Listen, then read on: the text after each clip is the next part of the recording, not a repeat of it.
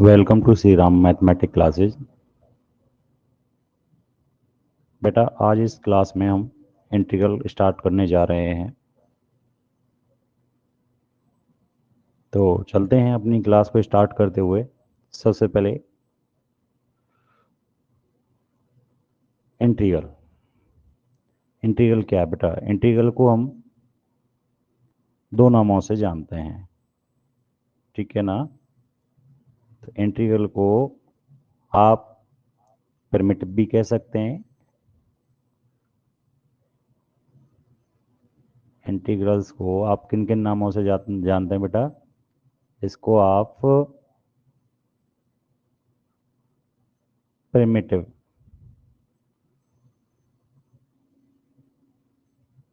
Primitive के नाम से भी इसे जाना जाता है बेटा, और इसे बेटा एंटी डेरिवेटिव भी कहते हैं। Anti derivative,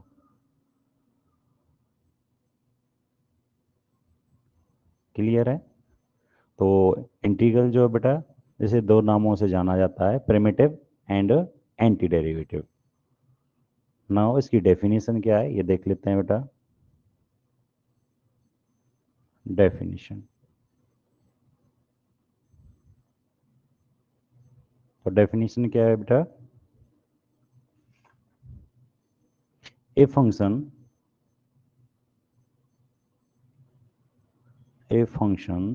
phi x is called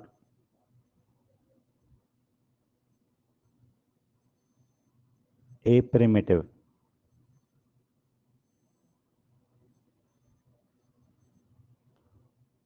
or integral of a function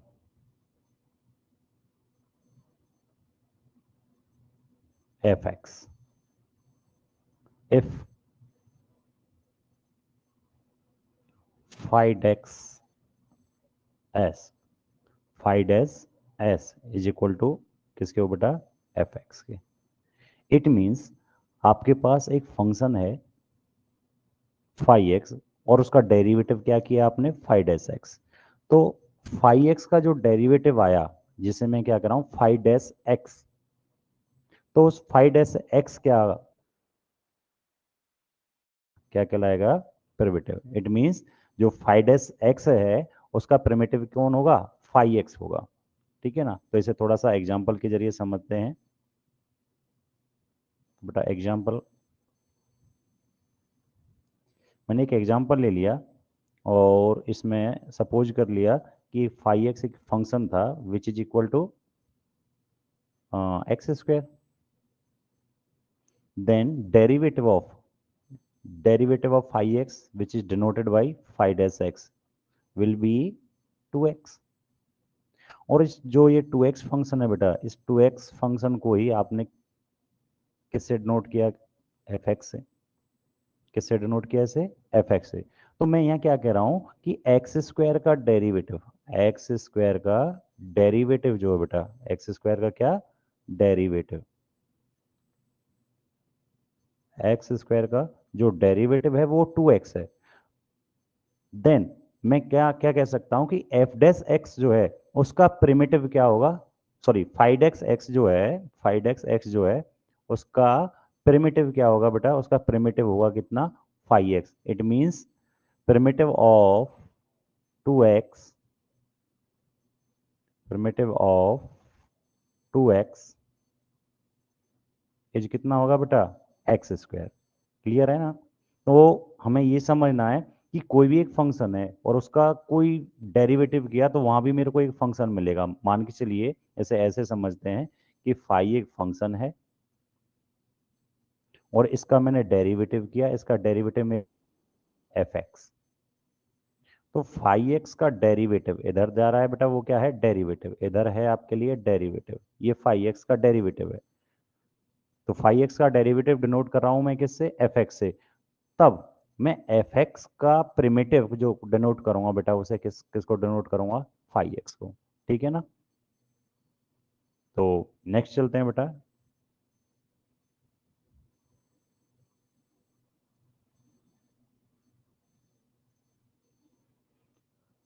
कुछ और एग्जांपल लेते हैं बेटा।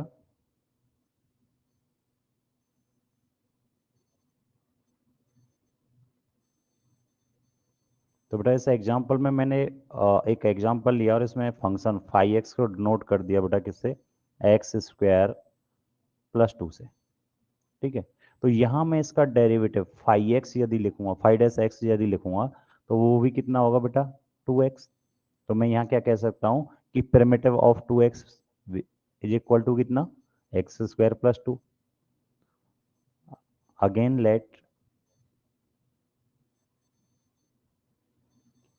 5x is equal to x square minus 1, then derivative of 5x, that is 5 dash x, will also 2x. Here clearly we can say that in integral, it means primitive of 2x will be x square minus 1. Similarly, if 5x is x square minus 3 by 2, then derivative of 5x will be 5 dash x, which is equal to 2x. Here we can say that primitive of 2x will be x square minus 3 by 2. तो यहाँ पे मेरे को finally मैं ये कह रहा हूं कि जो आपके लिए एक फंक्शन था, कौन आपके लिए फंक्शन कौन था, एफ एक्स, जिसे मैं डिनोट कर रहा हूं, वो क्या है बेटा, 2x। एफ एक्स क्या है, 2x। और इसके प्रिमिटिव यदि मैं देख रहा हूं तो बहुत सारे प्रिमिटिव मेरे को मिल रहे हैं। मेरे को फर्स्ट स्लाइड पे यदि हम देखें तो फर्स्ट स्लाइड पे इसका प्रिमिटिव क्या मिला था मेरे को, 2x का प्रिमिटिव। 2x का प्रिमिटिव क्या था बेटा, एक्स स्क्वायर। क्लियर है, 2x का प्रिमिटिव क्या था, एक्स स्क्वायर। यहाँ पे मेरे को 2x का प्रिमिटिव कौन मिला बेटा, तो फर्स्ट स्लाइड पे आपका एक्स स्क्वायर था। सेकंड यहाँ पे आपका क्या है बेटा, एक्स स्क्वायर प्लस कितना है, 2 है। नेक्स्ट यहाँ पे इस वाली कंडीशन में 2x का प्रिमिटिव कितना है, एक्स स्क्वायर माइनस 1 है। और मैं ये भी कह रहा हूँ कि एक्स स्क्वायर, सॉरी, 2x का जो प्रिमिटिव है वो कितना है बेटा, एक्स स्क्वायर माइनस कितना, 3/2। तो मैं क्या कह सकता हूं कि कोई भी फंक्शन है उसका प्रिमिटिव एक फैमिली को रिप्रेजेंट कर रहा है। कंप्लीट किसको रिप्रेजेंट कर रहा है, फैमिली को। ये एक फैमिली है कंप्लीट। ये क्या है बेटा आपके लिए, फैमिली ऑफ ऑल प्रिमिटिव्स, किसके, एफ एक्स के, फैमिली ऑफ। तो ये सारे के सारे किसको डिनोट कर रहे हैं बेटा, एक फैमिली को रिप्रेजेंट कर रहे हैं, family of all primitives of a function, of a function. Clear है। तो यहाँ पे हम देख पा रहे हैं, हमने एग्जांपल से देखा कि किसी फंक्शन का यदि मैं प्रिमिटिव लिख रहा हूं तो वो एक कंप्लीट एक फैमिली को रिप्रेजेंट कर रहे हैं। किसको रिप्रेजेंट कर रहे हैं, वो एक फैमिली को रिप्रेजेंट कर रहे हैं। ठीक है ना। तो किसी फंक्शन के फैमिली ऑफ ऑल प्रिमिटिव, वो क्या कहलाता है बेटा, उसी को ही हम क्या कहते हैं, इनडेफिनिट इंटीग्रल। क्या कहते हैं, इनडेफिनिट इंटीग्रल। तो अब मैं डेफिनेशन लिख रहा हूं बेटा, definition of indefinite integral.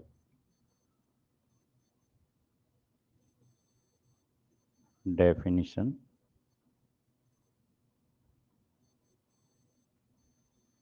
Definition क्या है बेटा, let fx be a function, let fx be a function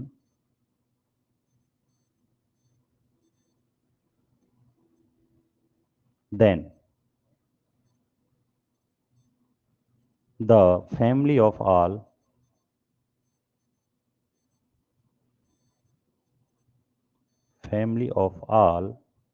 primitives or integrals या anti derivatives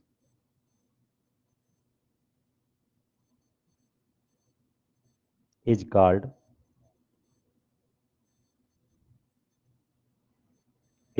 the indefinite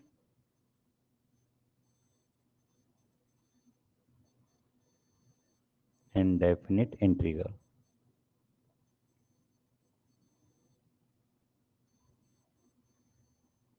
of f x. Clear बेटा?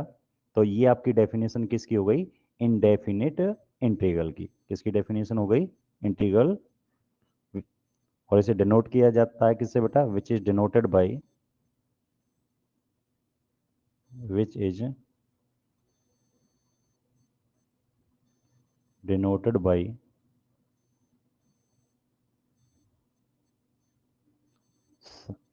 Sign of f x dx is equal to five x plus c. Clear है ना? तो ये किसको represent कर रहा है? यहाँ पे फाइव एक्स प्लस सी जो है बेटा, फाइव एक्स प्लस सी किसको रिप्रेजेंट कर रहा है बेटा?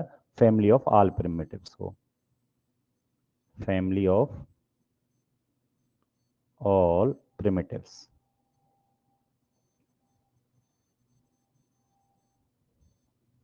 क्लियर है?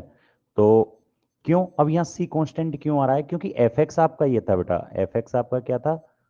टू एक्स था, यहाँ पे एफ एक्स टू एक्स था। और यदि मैं इनकी प्रिमिटिव यानी कि इसके फैमिली की बात कर रहा था, तो ये भी फाइव एक्स था मेरे लिए, इधर ये वाला टर्म भी फाइव एक्स था, और ये भी फाइव एक्स था, और ये कंप्लीट क्या था? Five x. तो यहाँ यदि मैं देखूं तो मेरे को प्रत्येक फाइव एक्स यानी फंक्शन में क्या चेंज मिल रहा था? सिर्फ एक कांस्टेंट चेंज हो रहा था। यहाँ सिर्फ टू का चेंज हो रहा है, यहाँ आपका माइनस वन वैल्यू ले रहा है बेटा, यहाँ कितना ले रहा है? Minus three by two value ले रहा है। तो इसका मतलब क्या है कि ये फैमिली ऑफ यहाँ पे primitive of two x, derivative of two x किसको रिप्रेजेंट कर रहा है? एक्स स्क्वायर की फैमिली को रिप्रेजेंट कर रहा है। तो फैमिली को रिप्रेजेंट करने के लिए ये बाद में क्या जो लगा हुआ बेटा, ये सारे के सारे क्या है?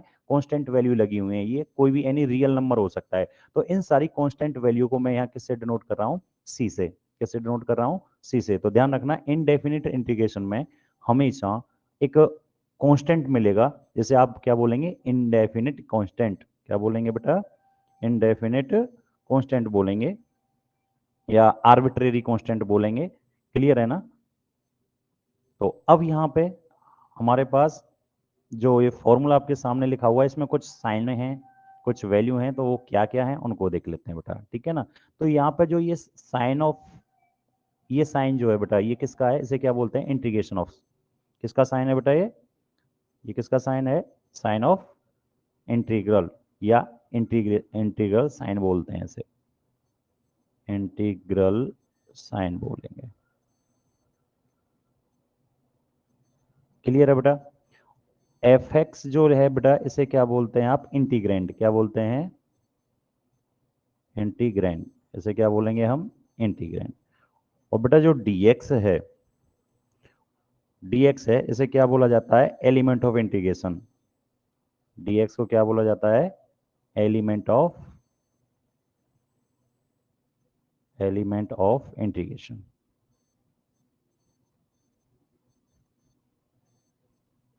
इट मींस कि उस फंक्शन का किसके रेस्पेक्ट, किस वेरिएबल के रेस्पेक्ट आप क्या कर रहे हो? इंटीग्रेशन निकाल रहे हो, इंडेफिनिट इंटीग्रल निकाल रहे हो, वो आपका क्या है? एलिमेंट ऑफ इंटीग्रेशन है।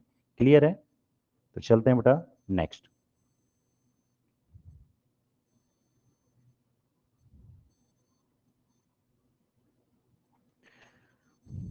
कुछ फंडामेंटल फॉर्मूले हैं इंटीग्रेशन के लिए, जो बेसिक फॉर्मूले है, जैसे कुछ डिफरेंशिएशन में हमारे पास होते थे, तो उन कुछ फॉर्मूले को हम यहाँ बेटा नोट करते हैं। तो फर्स्ट फॉर्मूला आपके लिए,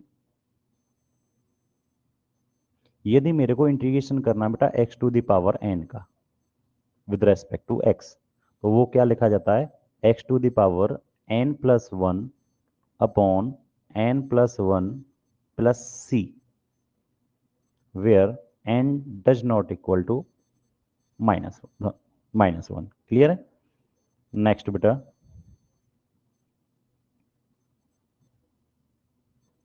इंटीग्रेशन ऑफ, वेट करिएगा,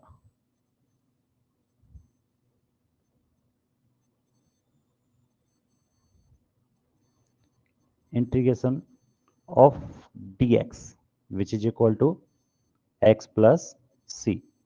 थर्ड बेटा, integration of one upon x, dx which is equal to log x plus c. 4 integration of e की power x which is equal to e to the power x plus c. 5th integration of a to the power x dx which is equal to a to power x upon log a plus c. तो ये कुछ basics हैं, इनके कुछ example को मैं आपको यहीं समझा रहा हूँ, फिर नेक्स्ट में कुछ अदर आगे लिखेंगे।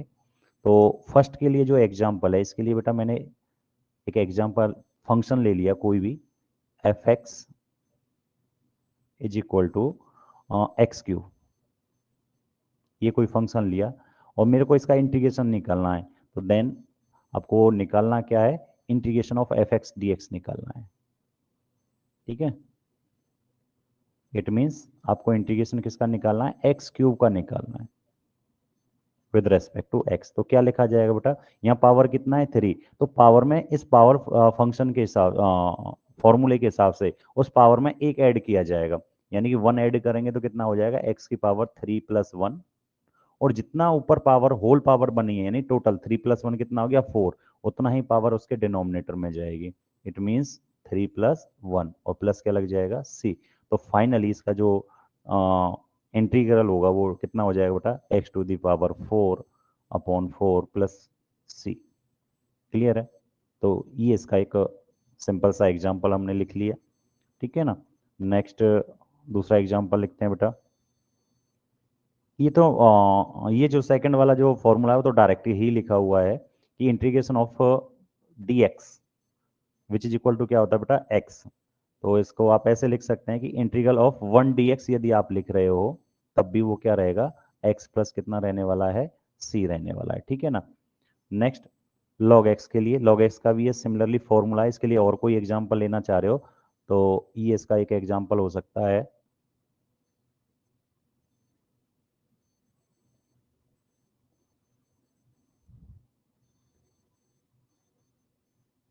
Integral of 1 upon x plus 1 D x, यदि इस वैल्यू को आपका इंटीग्रल निकालना है तो बेटा वो क्या होगा, विच इज इक्वल टू कितना होगा, लॉग एक्स प्लस 1 प्लस कितना हो जाएगा सी, इस फॉर्मूले के हिसाब से, क्योंकि 1 अपॉन एक्स का क्या होता है, लॉग एक्स होता है। क्लियर है ना, तो यहाँ क्या लिखा हुआ है, इंटीग्रेशन किसका निकालना है हमें, 1 अपॉन एक्स प्लस 1 का, तो कितना हो जाएगा, लॉग एक्स प्लस 1 हो जाएगा। क्लियर है ना,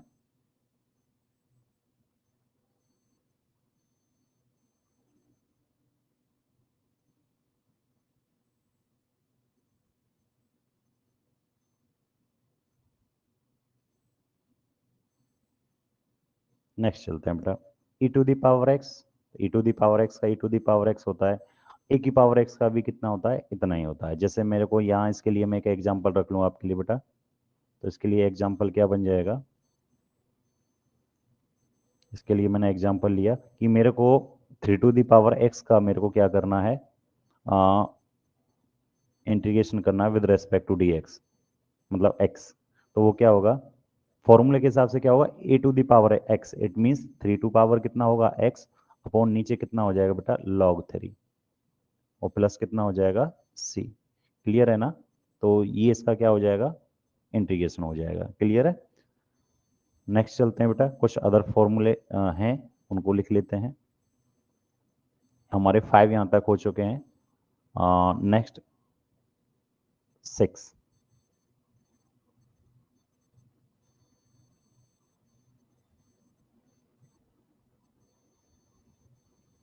6 में बेटा मैं किसको ले रहा हूँ, 6 में मैं साइन एक्स का इंटीग्रेशन ले रहा हूँ, integration of sine x, integration of sine x d x कितना होगा, विच इज इक्वल टू कितना हो जाएगा, माइनस कॉस एक्स प्लस सी, माइनस कॉस एक्स प्लस कितना हो जाएगा सी।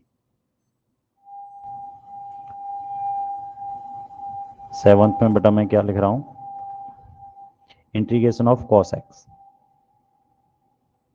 विच इज इक्वल टू किसका होगा बेटा, साइन एक्स प्लस कितना सी। नेक्स्ट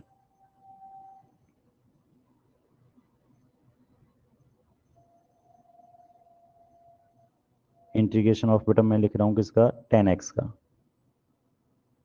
तो 10x का इंटीग्रेशन कितना होता है, which is equal to minus log cos x plus c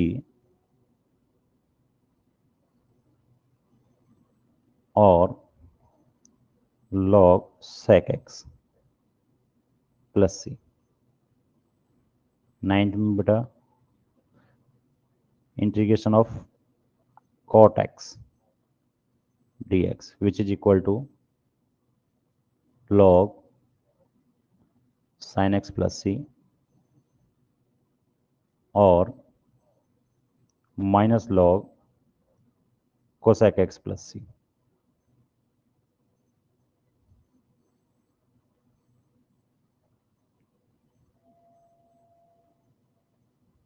integration of sec x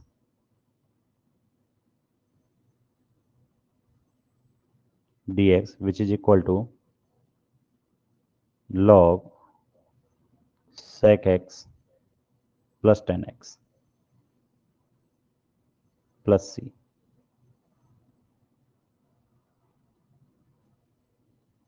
11 integration of cosec x which is equal to log cosec x minus cot x plus c। 12th integration of sec square x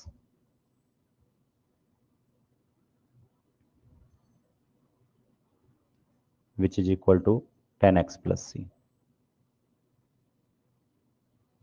13th बेटा integration of cosec square x which is equal to minus cot x plus c। 14th integration of sec x into 10x which is equal to dx।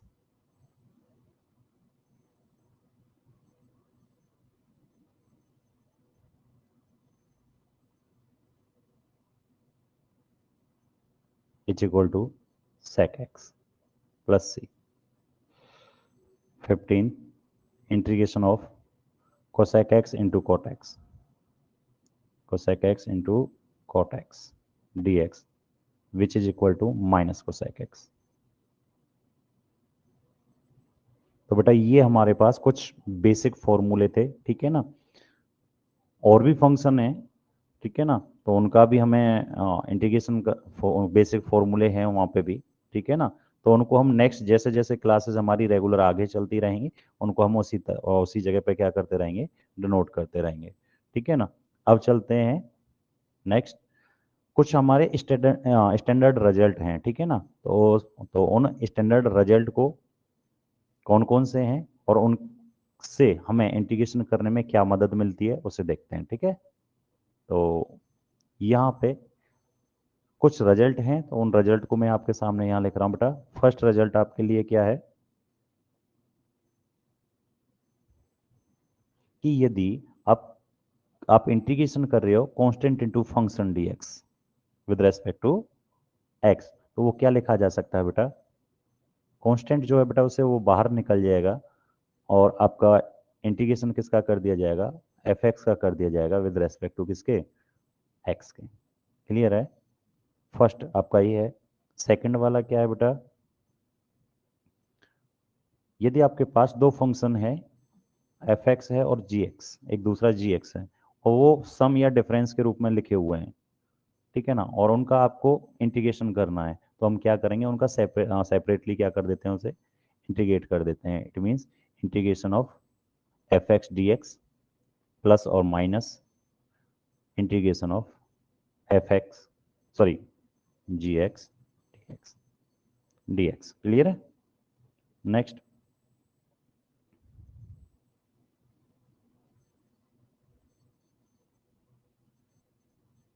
If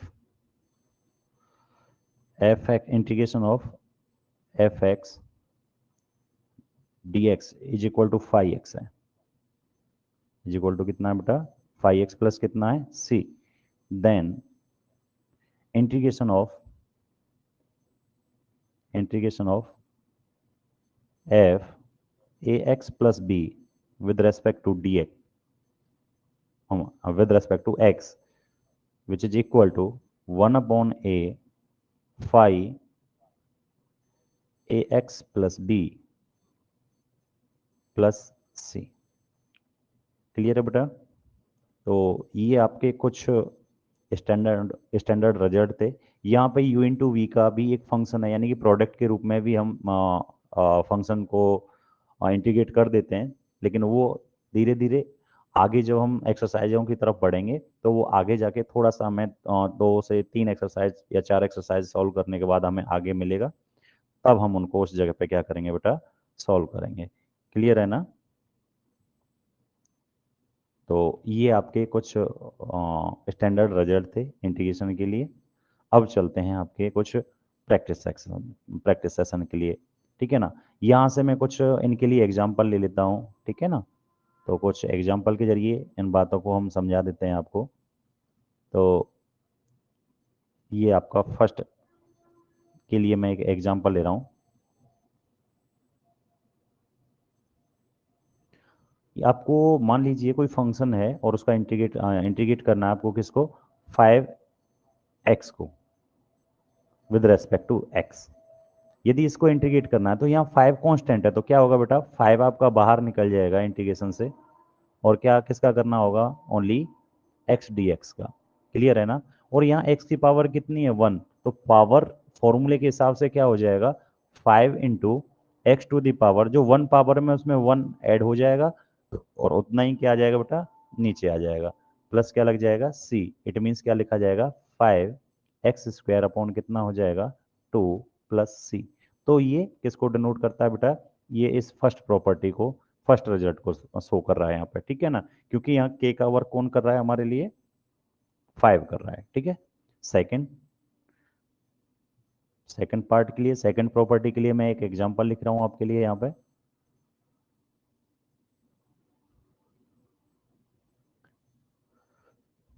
मैं integration कर रहा हूं बेटा किसका, x² plus sine x. यदि मेरे को इसका इंटीग्रेशन करना है विद रेस्पेक्ट टू किसके, x के। ठीक है ना? तो वो क्या लिखा जाएगा, मैं इसको इस प्रॉपर्टी के अनुसार क्या कर दूंगा, सेपरेटली इंटीग्रेट कर दूंगा विद रेस्पेक्ट टू x के। इट मीन्स मैं से क्या लिख सकता हूँ, x² dx, प्लस साइन है तो बेटा प्लस आएगा, माइनस है तो माइनस आएगा, integration of sine x with respect to x.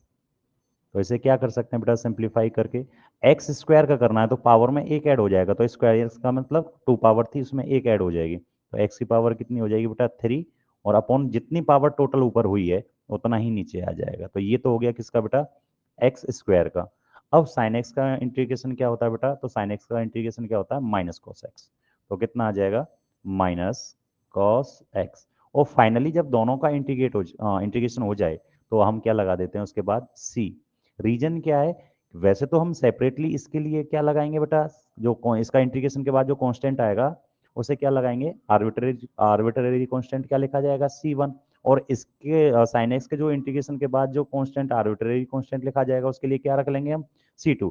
और दोनों को जब हम ऐड करेंगे तो c1 प्लस c2 यदि हम ऐड करेंगे तो वो हमें आउटपुट में क्या दे देगा बेटा, वो एक नया न्यू कांस्टेंट बना के दे देगा, आर्बिट्रेरी मतलब वो एक नया कांस्टेंट। तो उसे नए कांस्टेंट को हम जनरली किससे डिनोट कर देंगे, सी से। तो हम क्या करते हैं, जैसे ही हमारे होल फंक्शन का, कंप्लीट फंक्शन का क्या हो जाता है, इंटीग्रेशन हो जाता है, तो हम उस तुरंत उसके बाद क्या लगा देते हैं, सी डिनोट कर देते हैं डायरेक्टली। ठीक है ना? तो एक लास्ट, और ये जो आपका बी बी वाला जो एग्जांपल था बेटा, वो सेकंड प्रॉपर्टी यानी सेकंड रिजल्ट को दिखा रहा है। ठीक है ना? और लास्ट आपका क्या है बेटा, थर्ड एग्जांपल के जरिए हम क्या करते हैं, थर्ड वाली प्रॉपर्टी को देख लेते हैं।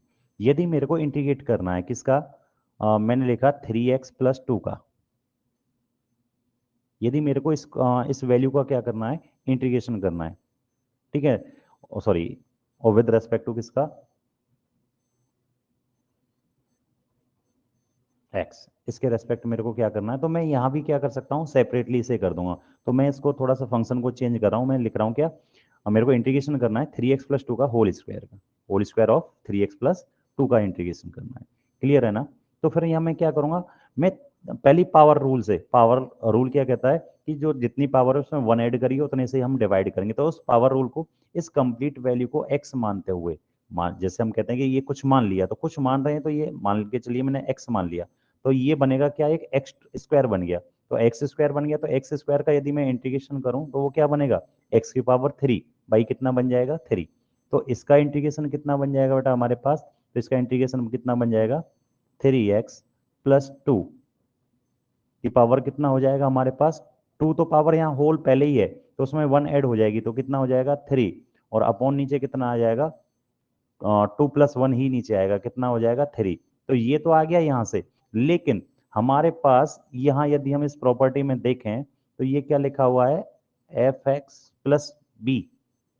तो यहाँ जो f(x) के साथ जो a लगा हुआ है, वो a यहाँ डिवाइड में भी जा रहा है। आप देख पा रहे होंगे कि ये वैल्यू जो a वाली वैल्यू है, यानी x के साथ जो a लगा हुआ है वो डिवाइड में भी जा रहा है। तो सिमिलरली यहाँ भी हमारे पास कितना, 3x लिखा हुआ है, तो 3x का जो एक और 3 है वो यहाँ हमारे पास डिवाइड में और आएगा। अब ये दो आपके पास 2 3 हो रहे हैं, यानी 3 × 3 हो रहा है, तो ये कहाँ कहाँ से हो रहे हैं, एक तो 3 आ रहा है पावर वाला, जो आपके पावर का इंटीग्रेशन किया था, यानी कि 2+1, तो 2+1 यहाँ 3 हुआ और वो नीचे भी 3 हुआ, तो ये तो हो रहा है बेटा किसका, पावर का इंटीग्रेशन के हिसाब से 3 आया नीचे। और सेकंड वाला जो 3 आ रहा है वो इस प्रॉपर्टी के अनुसार जो आपके f(ax+b) में जो a वाला टर्म है, ये वाला जो a है, ये वाला टर्म a है, वो इंटीग्रेशन के साथ नीचे आया इधर, ठीक है ना।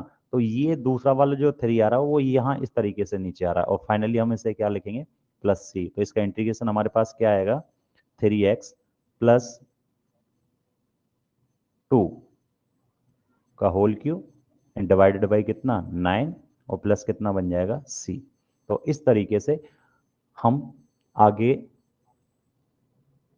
इन सारे क्वेश्चनों को, यानी अपनी एक्सरसाइज को हम धीरे धीरे आगे बढ़ाएंगे, ठीक है ना। तो ये बेसिक्स हैं, छोटी छोटी बातों को आपको यहाँ क्लियर किया जा रहा है, ठीक है ना। और ये छोटी छोटी बातें ही जोड़ के हमें एक अच्छे खासे मुकाम पर लेके चलेंगी, ठीक है ना। तो अब हम आज की क्लास को यहीं एंड करते हैं, और नेक्स्ट में जैसे ही अब आप कल की क्लास से आपकी एक्सरसाइज स्टार्ट होगी, तो वहाँ से रेगुलर बेसिस से आप कंटिन्यूस बने रहें, और आपको रेगुलर आपकी सारी एक्सरसाइज जितनी भी हैं उन सभी के सॉल्यूशन आपको यूट्यूब चैनल पर मिलते रहेंगे। तो प्लीज़ आपसे निवेदन है, यदि आपको वीडियो अच्छी लगी हो तो चैनल को सब्सक्राइब करें, लाइक करें, और जितना हो सके अपने दोस्तों के साथ शेयर करें। धन्यवाद। जय हिंद, जय भारत।